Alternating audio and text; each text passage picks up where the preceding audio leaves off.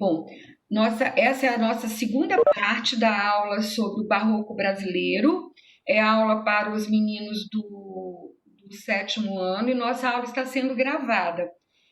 Na aula passada, nós paramos exatamente nessa imagem aqui, como eu falei apressadamente dela, agora eu vou falar para vocês mais devagarinho. Então, o mestre Ataíde, né, que a gente estudou na aula passada, o mestre Ataíde é o grande pintor do barroco brasileiro. O Aleijadinho, ele foi escultor e arquiteto, mas ele não fez pinturas, tá? Então, o que vai acontecer com o mestre Ataíde? Ele vai ser reconhecido como o grande pintor do barroco, tá? As imagens deles, não sei se vocês estão lembrando que eu falei para vocês, deixa eu ver se eu tenho a outra aqui. As imagens dele, ele vai usar o quê? O tom marrom, e ele vai fazer as pessoas como se fossem mulatos, porque eu falei para vocês que eles também, ele era de negros, o mestre tá aí de pai e a mãe. O Aleijadinho era só a mãe dele, tá? Então, eles vão fazer o quê? Eles vão remeter a etnia deles aos anjinhos, ó, vocês estão vendo aqui, os anjos são todos marronzinhos, e a Mãe de Deus, para nós católicos, Nossa Senhora, tá? Então, a Mãe de Deus está representada aqui como Nossa Senhora, aqui no centro, e ela também é mulata. Gente, vocês não eram nem nascidos, talvez nem o pai de vocês, mas teve uma novela aqui no Brasil, que era a TV Manchete, que hoje é a Record, chamada Chica da Silva. Chica da Silva era uma negra, a história dela é real, ela é uma negra que casou com um senhor de engenho, e ela pintava a cara dela de pó branco para poder ser aceita pela sociedade. E a abertura dessa novela era a Thaís Araújo que fazia a Chica da Silva, e a abertura dessa novela era exatamente essa imagem aqui. Então aparecia toda essa imagem aqui, e aí no meio, no finalzinho da abertura da novela, a Chica da Silva, ela levantava daqui desse trono, e era a Thaís Araújo, ela saía daqui e ela saía andando. Era, assim, era muito legal. Talvez vocês encontrem isso no YouTube, não sei, mas é só para fazer alusão à obra do mestre Ataíde. Aí eu falei para vocês também que essa pintura dele parece que o céu está aberto e que que o teto da igreja está aberto, e que a gente vê o céu aqui, né, com os anjos, com os santos. O nome da novela é Chica da Silva, e era da TV Manchete, tá? Já é extinta. Aí, gente, essas colunas que vocês estão vendo aqui dos lados, ó, estão vendo essas colunas? É como se isso fossem pilares segurando o teto da igreja, e que se abriu esse buraco e se viu isso daí. Eu falei para vocês que tinha um pintor lá na Itália chamado Andrea Apposo. Mestre Ataíde nunca saiu daqui, tá? Nunca saiu do Brasil, nunca foi para a Europa, não tinha condição naquela época, muito longe, 3 meses de viagem, de caravela, barco a vapor. Nessa época que acho que era mais um barco, acho que era ainda 1600, caravela ainda, tá? E aí ele não conheceu o André Apposo, e ele pintava exatamente igual lógico que a pintura de André Apposo, que eu vou mostrar a seguir, é muito mais rica do que a pintura do mestre Ataíde, tá? Esse teto aqui, ele deve ter levado em torno, para pintar isso aí, 1 ano e meio, gente, porque a gente tem que pensar que isso é madeira, que a gente não tem a tecnologia de hoje, não tinha naquela época os andames que a gente tem hoje. E uma coisa que eu quero que vocês gravem, fique gravado para vocês, que no barroco brasileiro, na pintura do barroco brasileiro, o que vai acontecer? Eles vão usar muitas cores primárias. Quais são as cores primárias que vocês estão vendo aí em evidência? Vermelho, azul. A outra cor primária seria o amarelo, tá? Então, eles vão usar muito vermelho, azul e amarelo, porque são as cores mais fáceis de se adquirir naquela época, tá? Então, essas tintas vêm de Portugal, então tem toda essa problemática aí. Aí vamos passar agora, aí eu já mostrei, já falei, tô vendo aqui, ó, tem amarelo, né, que é esses tons de amarelado aqui, o azul e o vermelho é o que a gente tem em maior evidência. Aí, gente, esse aqui é o teto do André Raposo que eu falei para vocês. Ai, peraí que eu vou soltar o povo aqui. Vamos lá. Aí, isso aqui tudo é pintura. Tudo isso que vocês estão vendo por aqui, ó, isso tudo é uma pintura no teto de uma catedral renascentista lá na Itália. E quem fez tudo isso daí, quanta perspectiva isso daí, foi um cara chamado Andrea Pozzo. Andrea, em italiano, é nome de homem, tá? Então, por isso ele não era uma mulher, ele era um homem, um pintor. Agora, gente, ó, a mesma coisa que o mestre Ataíde fazia. As colunas, ó, a pintura das colunas, lembrando, gente, que essa foto foi tirada como se eu tivesse deitada, tirando a foto lá de cima do teto, tá? Por isso que a gente não está vendo as laterais da igreja. Mas isso daqui tudo é o teto da catedral. Na Europa, quando vocês forem à Europa, quando vocês forem à Itália, na França, o teto das catedrais, principalmente se elas forem da época do Barroco e do Renascimento, elas são todas assim. Eu vou mostrar algumas para vocês, lindíssimas. Olha, para falar a verdade para vocês, eu sento no banco e eu fico uma hora e meia só observando os tetos. A minha filha briga comigo, bate, mãe, vamos embora. Mas não vou embora, eu quero ver tudo, eu quero ver os detalhes, porque é muito, muito, muito lindo, tá? Então, esse é o André Pozzo que eu falei para vocês, a gente vai ver de novo. E isso daqui é a semelhança, ó, porque aqui o céu está aberto, tá vendo? Aqui também, ó, o céu está aberto. Então, é a semelhança da pintura do mestre Ataíde, sem nunca ter visto a pintura do André Pozzo. Deu para vocês entenderem isso daí? Tranquilo? Então, vamos para frente para dar tempo da gente ver tudo. A gente vai hoje, a gente vai para as características do barroco na Europa. Então, tem algumas coisas que eu vou passar por cima, porque esses slides eu estou aproveitando do ensino médio, né? Para não ter que fazer tudo novamente. Eu aproveitei de lá, então algumas coisas eu vou falar assim rapidamente para vocês. Então, eu já tinha falado para vocês que o Barroco era um movimento artístico que lá na Europa ele aconteceu no início do século XVII. Aqui no Brasil ele vai acontecer no século XVIII. Então, lembrando que o Barroco aqui no Brasil é o Barroco tardio, que lá já estava acabando, já estava entrando no neoclássico e no rococó e no neoclássico. Aqui a gente estava começando o Barroco. Então, ele vai começar na Península Itálica, lá na Itália, e depois ele vai se expandir por toda a Europa. Ele vai chegar aqui na América através dos colonizadores, ou seja, no Brasil, através do Pedro Álvares Cabral e depois das pessoas que vieram colonizar o Brasil. Em cada região que ele acontece com características diferentes, principalmente lá na Europa, aqui no Brasil também, tá? O predomínio, a pintura barroca predomina a emoção sobre a razão. Então, o artista usa aquilo que vem de dentro dele. Ele não pensa, ele quer colocar toda aquela emoção dele para fora, tá? É o uso da dramaticidade do claro e escuro. Isso aqui vocês vão colocar na cabecinha de vocês, porque é uma característica também aqui do Brasil.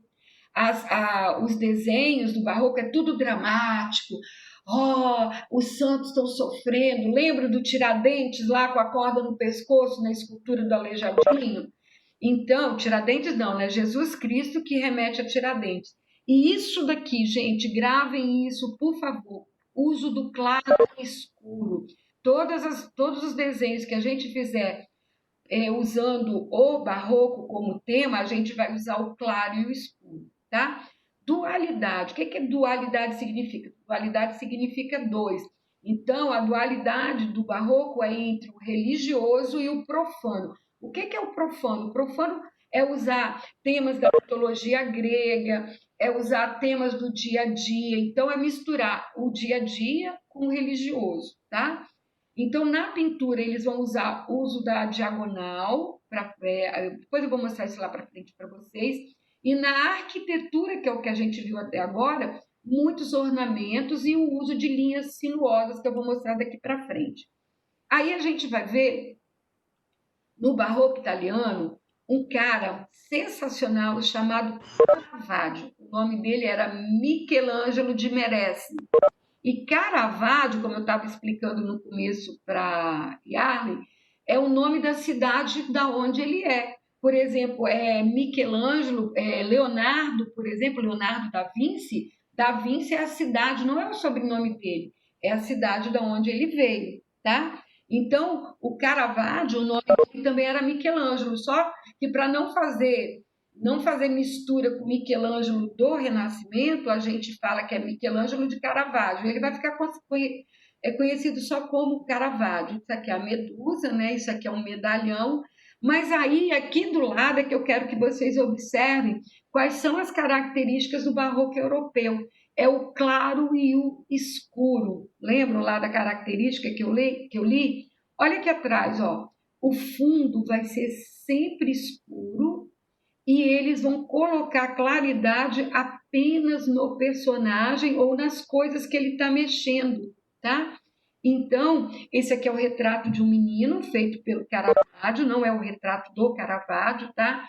E ele usa a característica primordial da pintura barroca lá na Europa. Aqui no Brasil isso não teve, não vingou muito em função dos artistas daqui precisarem trazer tintas de lá, então não é uma característica que vai ser culminante aqui no nosso barroco, mas como na apostila de vocês tem o barroco europeu, então a gente já vai ver isso aqui também, tá bom? Vamos lá. Seguindo, o Tocador de Alaúde. Gente, isso é uma das obras mais bonitas de Caravaggio e é uma das obras mais bonitas do barroco europeu também, principalmente do barroco italiano. Alaúde é esse instrumento que está aqui na mão dele, tá?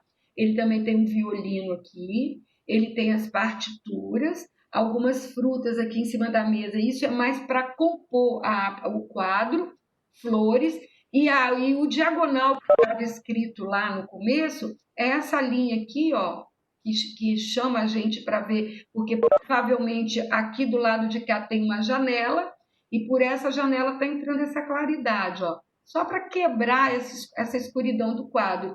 E o claro e escuro está aqui, ó, a imagem dele, o que o artista quer que chame a atenção, ele vai colocar o quê? Claridade, tá? Então vamos lá, Tocador de Alaúde, uma obra de Caravaggio que vocês vão ver de novo no segundo ano. Aqui, ó, a incredulidade de São Tomé. Para quem não é católico, Tomé foi o discípulo que disse para Jesus, quando Jesus ressuscitou, que só acreditava que ele era Jesus mesmo se ele visse as chagas dele. E aí São Tomé enfia o dedo aqui, ó, no buraco que foi feito por um centurião com a lança, que quando Jesus está crucificado, ele enfia a lança em Jesus e aí São Tomé enfia a lança aqui.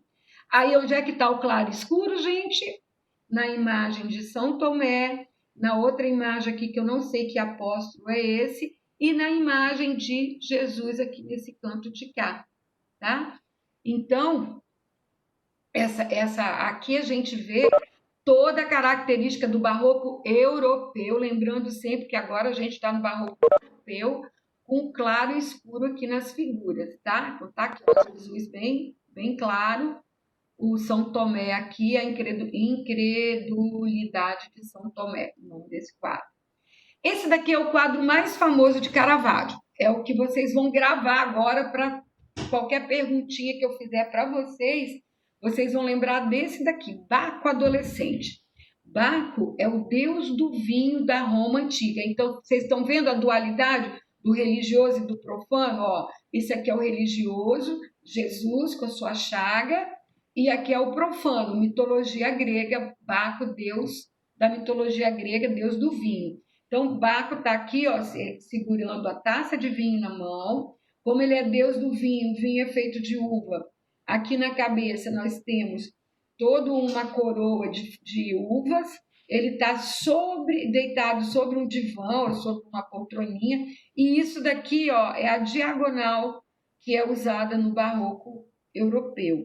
Então, gente, ó, claro, de novo, e escuro. Então, vamos lá, repetindo comigo. Característica do barroco europeu, o uso do claro e escuro. Lembrando disso sempre, tá?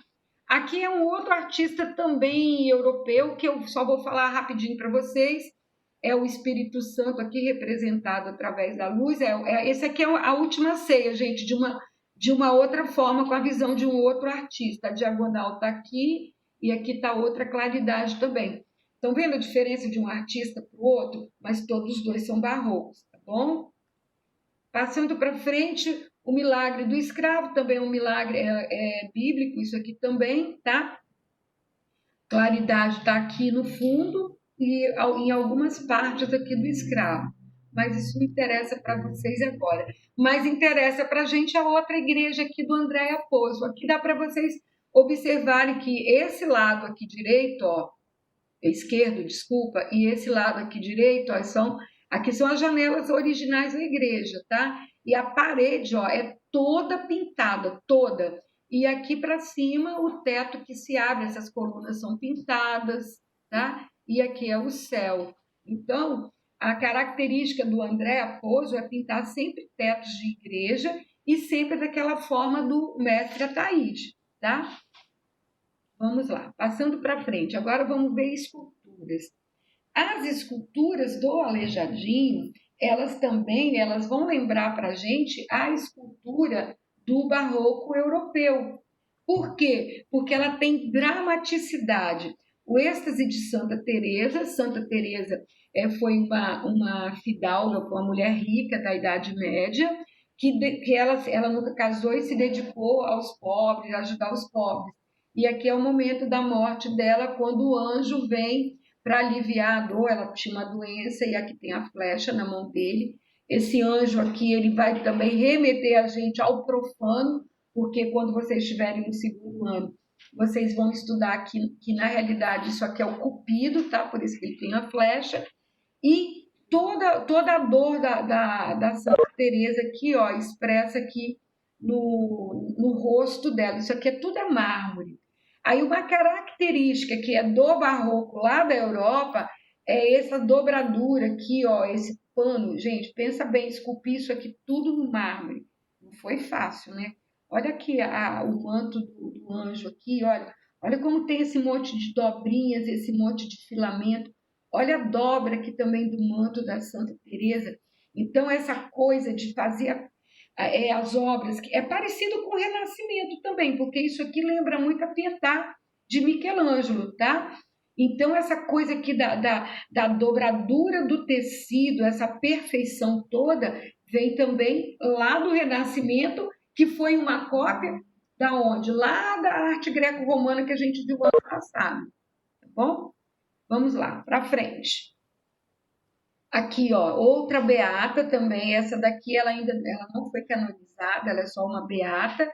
Para quem é católico sabe o que eu estou falando, mas para quem não é católico, a beatificação é o primeiro passo antes da santificação. São pessoas que escolheram viver a vida como Jesus, se dedicando aos pobres, aos doentes, e que eles depois eles viram beatos, católica, e depois eles são santificados, tá? Isso é só para uma explicação para vocês entenderem o que significa beata. A Ludovica também era de família rica e ela também vai se dedicar aos pobres. Aí a mesma coisa, gente, ó, isso aqui tudo é mármore, tá? Tudo isso daqui, ó, isso aqui ainda é um mármore pintado. Essa cama que ela tá deitada aqui, olha como que é bem feito o trabalho do colchão, né? Essa coisa, essa volta que a escultura tem para mostrar que é um colchão, né? Isso é uma cama. E olha aqui o lençol que está por cima desse colchão. A gente vê pela dobradura aqui do lençol. Olha o travesseiro.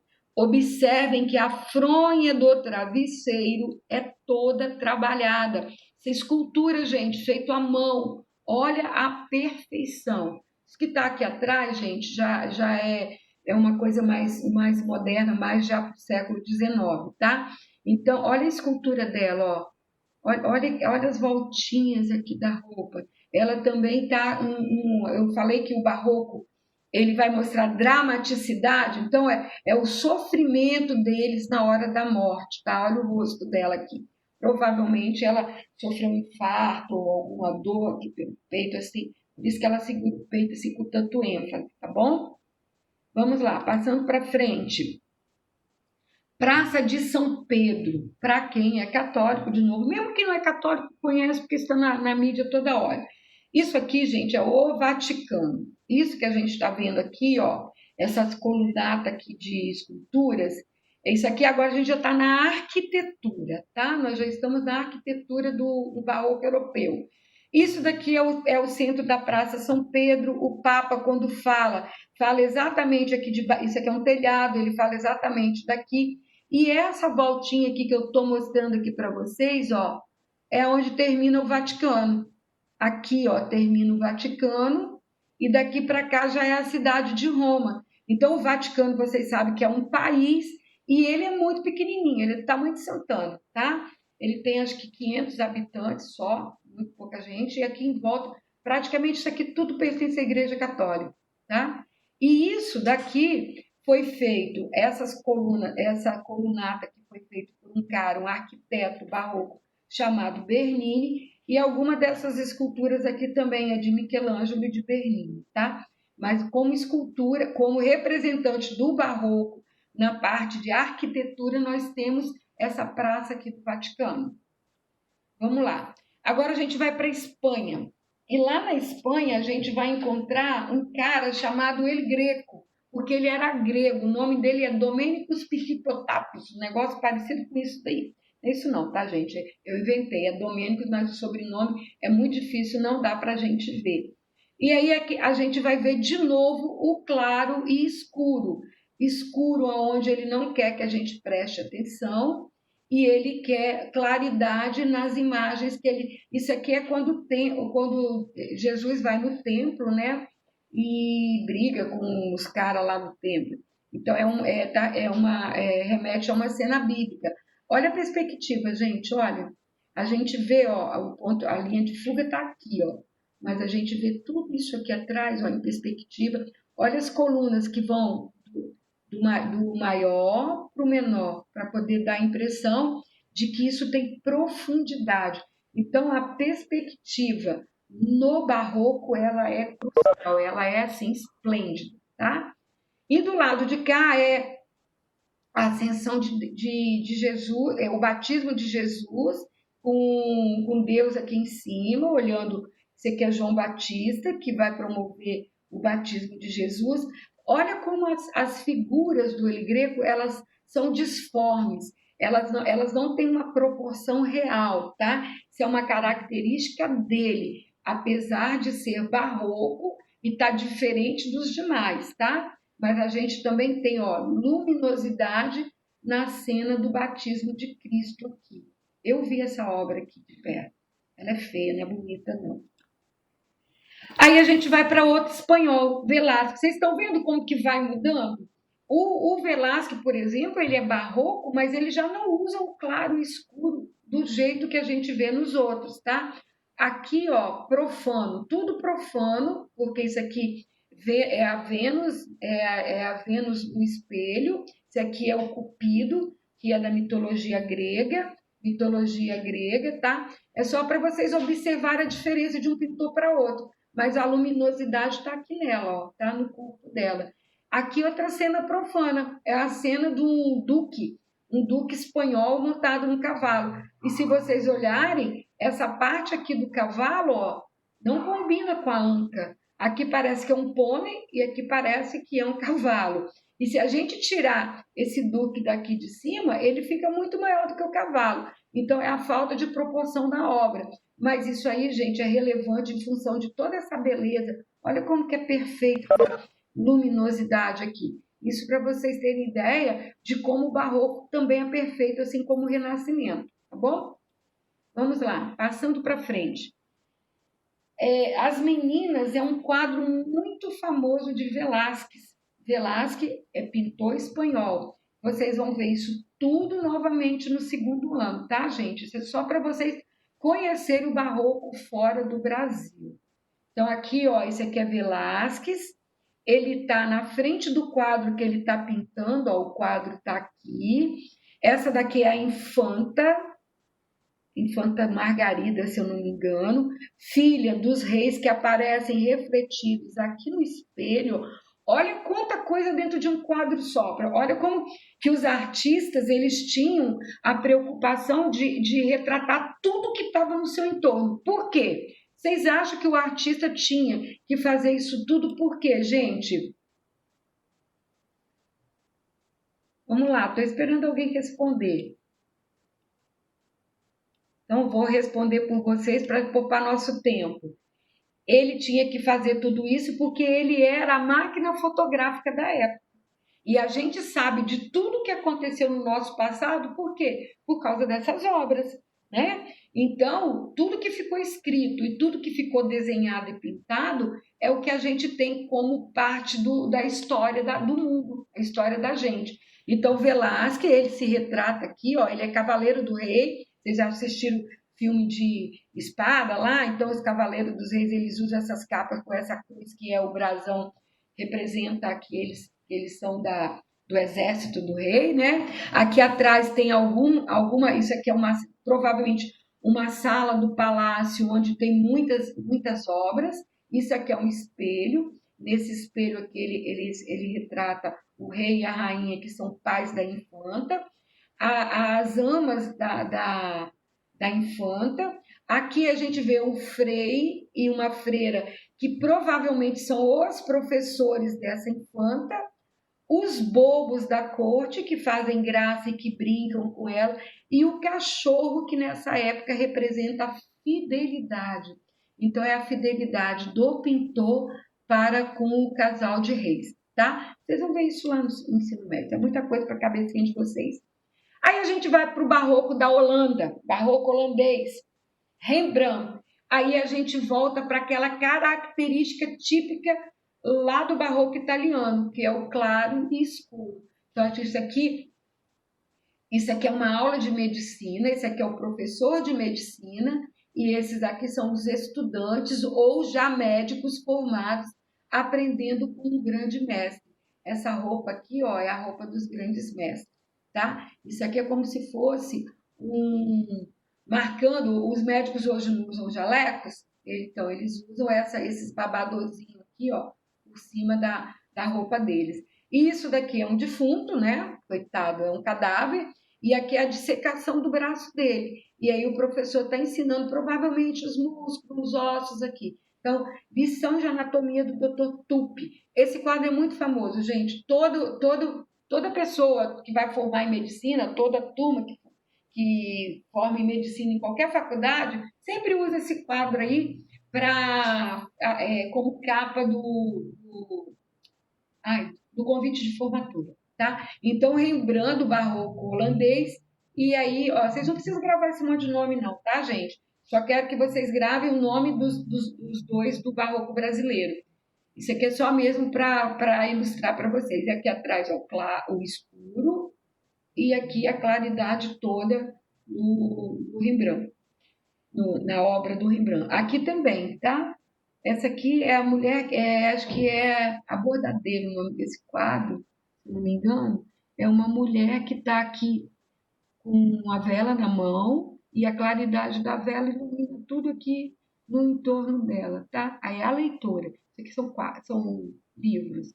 Bom, então, olha só, o escuro, lembrando que a gente vai usar isso no nosso próximo trabalho, escurecer aqui em volta, colocar claro só aqui onde a gente quer. Como é que eles fazem isso? Com marrom, com amarelo e com laranja, tá? Só para já ficar gravado. Esse aqui é Rembrandt, é o artista que fez aqueles quadros que eu mostrei anteriormente para vocês. Autorretrato com 2 círculos. Gente, eu só consigo ver um círculo nessa obra dele. Eu não sei se as imagens que eu vejo não tem o segundo círculo, que pode estar para o lado de cá, mais para baixo, mas esse aqui é o Rembrandt, tá? Vamos lá. Ronda noturna. Gente, se vocês tiverem tempo, vão no YouTube e procurem assim, ronda noturna em tela viva num shopping. É um barato, vocês vão amar. O que é um shopping da Holanda, porque o Rembrandt era holandês. Um shopping da Holanda pega um monte de figurantes, de atores, e eles recriam isso daqui ao vivo. A gente vê até as galinhas correndo lá. Procurem no YouTube, gente, é muito legal. É tela viva da Ronda Noturna de Rembrandt. Eu não consigo entrar aqui para mostrar para vocês, até porque o nosso tempo é curto. Mas aqui está o escuro. Isso daqui é como se fosse um delegado, né? O delegado e o superior dele, então é o chefão e o chefinho, fazendo a ronda pelas ruas lá de Amsterdã. Aqui atrás, ó, tem um soldado, e o mais engraçado é que eles andam com uma banda. Vocês vão ver lá, se vocês assistirem, eles tocam para passar pelas ruas afora. É muito legal. Isso aqui é um quadro que está também no Museu de Amsterdã. Ele é imenso, enorme. Ele deve ter aqui uns 6 metros, mais ou menos, de comprimento, por uns 4 metros de altura, tá? E aí, ó, o claro em algumas partes, estão vendo? E o escuro no entorno. Vamos para frente, não. Aqui, ó, aqui dá para vocês verem. Vendo? Olha como que ele é enorme. Isso daqui é um museu de. Como é que é o nome, amor? Rijksmuseum. Rijksmuseum. É uma mistura. Rijksmuseum. É uma mistura. É neerlandês. É uma mistura de alemão com francês, tá? Que é a língua oficial da Holanda. É fantástico. Olha como que ele é grandão, tá vendo? Isso aqui também é de. Vamos lá. Outras obras de outro pintor holandês muito legal. Aqui a gente vê o claro e escuro. Mulher com brinco de pérola. Isso também é um filme muito legal. Escuro, claro. E aqui a rendeira. Então vocês estão observando que o mesmo artista pinta de duas formas diferentes. Vendo? Então, lembrando que claro e escuro é a característica primordial do barroco europeu, porém ele não é obrigatório, mas nós vamos fazer isso nas nossas obras. Aí vamos lá para a arquitetura. Uso de linhas sinuosas, uso intenso de dourado. Isso aqui é muito parecido com o brasileiro, tá? Uso de linhas sinuosas, uso intenso de dourado. Vocês estão lembrando que eu falei das colunas do Convento da Penha, toda retorcida? Aconteceu nos palácios, nas igrejas, demonstrando grande esplendor.